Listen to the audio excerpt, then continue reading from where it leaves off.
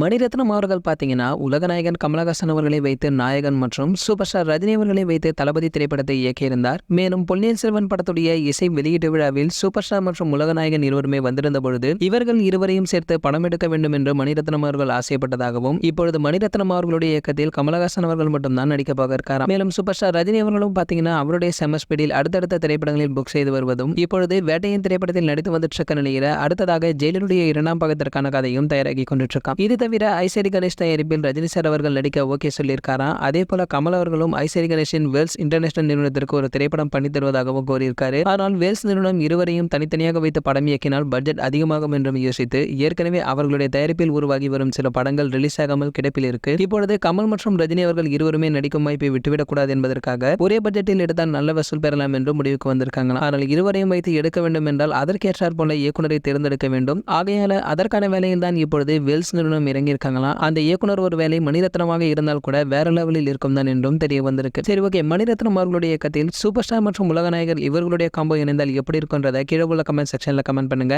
மேலும் இது போன்ற சினிமா பற்றி வெளியாகும் அனைத்து செய்திகளை நீங்க உடனே தெரிஞ்சுக்க நம்மளுடைய சேனலை சப்ஸ்கிரைப் பண்ணிக்கங்க. பக்கத்துல உள்ள பெல் ஐக்கானை கிளிக் பண்ணிட்டீங்கன்னா நீங்க நம்ம வீடியோவை மிஸ் பண்ணாம பார்க்கலாம்.